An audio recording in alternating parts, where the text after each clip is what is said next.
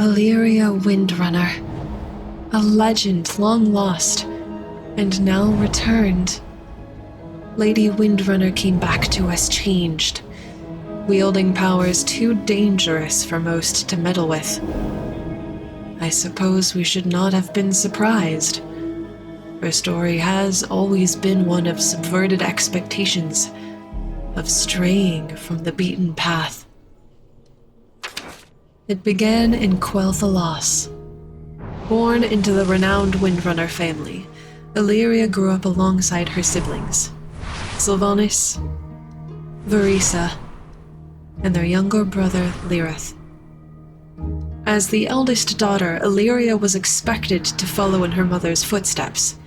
Larissa Windrunner was Silvermoon's famed Ranger General, and Alleria would be heir to this position. Although Alleria resented the expectations, she attempted to fulfill them, taking a test of skill that would solidify her position as heir. She was to name a beast and hunt it with but a single arrow. But the hunt did not go as foreseen.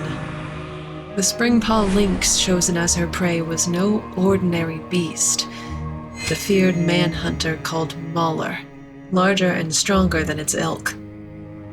When her one shot went awry, her sister Sylvanas feared for Alleria's life.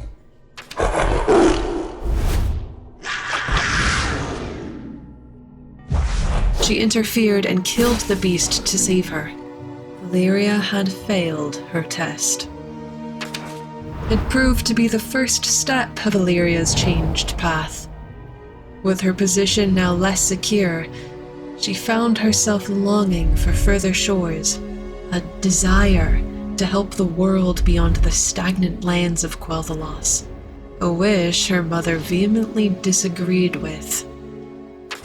Eventually, Alleria decided to relinquish the title of Ranger General, claiming Sylvanas was the better choice for the position. Her hand forced, Larissa had no choice but to name Sylvanas her heir, and publicly announced that Alleria had been given a new mission. She would leave Quel'thalas, taking her own rangers to apply their skills to the world beyond. With Sylvanas as the new Ranger General to be, Verisa joining the Farst Riders shortly thereafter, and young Lyrith becoming royal musician, each of the siblings now held positions of esteem. Despite the earlier conflict between them, their parents took pride in the paths their children chose, and Virith, Alleria's father, bid her a proud farewell.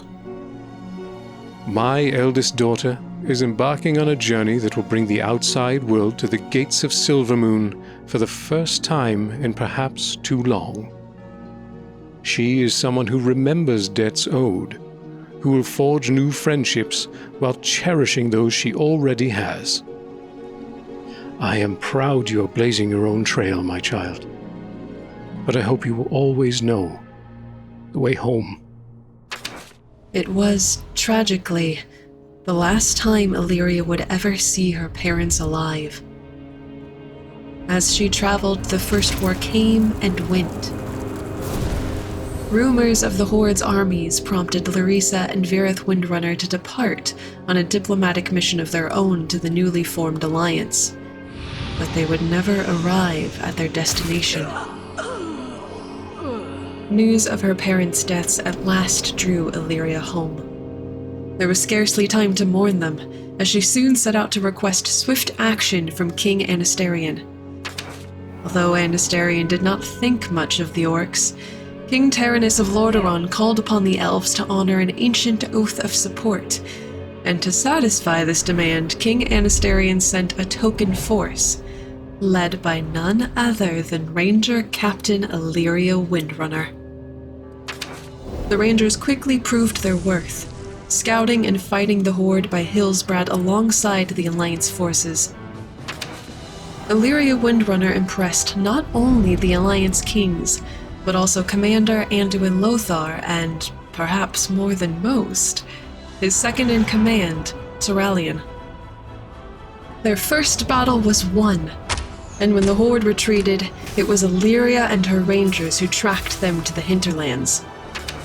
The orcs had allied with the forest trolls there and attacked the home of the Wildhammer dwarves, Airy Peak. With the Alliance's aid, the assault was soon quelled, but the dwarves revealed the attack was likely a distraction, as a larger force of horde soldiers marched further north. They marched on Quel'thalas, Alleria's home.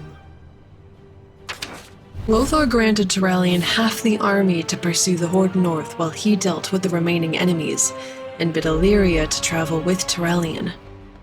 The march was long, and the elven rangers restless. Turalyon, still inexperienced in command, compromised with her. They would stay together until they reached the forests of Quel'thalas, after which she would go ahead to warn the Farstriders. When they arrived, they found those forests already ablaze. Turalyon, the mage Khadgar, and Alleria swiftly rallied to put out the fires with the aid of Khadgar's magic, stop the horde, and make an opening so that Alleria and her rangers could find the elves and coordinate a defense with them. It was Verisa she found first, and after dealing with a troll ambush, they fled to find Sylvanas. But it was the king whom Alleria needed to convince. She barged into his throne room and presented the severed head of a troll. Not faltering at his anger, Alleria declared their ancient enemy had returned, and they were under attack. At last, this enraged the king enough to mobilize his troops to fight alongside the Alliance, and Alleria returned to fight beside Turalyon and Khadgar with her own elven troops. The elves' magic and the Alliance's might finally forced the horde to withdraw, but now they set their sight on Lordaeron. The Alliance army, supported by Alleria's forces, pursued them. Alleria, now armed with her mother's bow, Thasdora, a gift from Sylvanas to enact a vengeance with.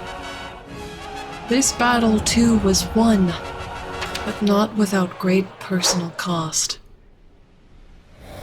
When Alleria returned to Quel'thalas, she learned that the war had taken their little son. Their brother Lyrith had fallen. This loss proved too much, and Alleria left her broken family to all but flee to Lordaeron. Finally, she gave in to grief and sought out the one she had bonded with in the war, Turalyon, finding solace in his embrace.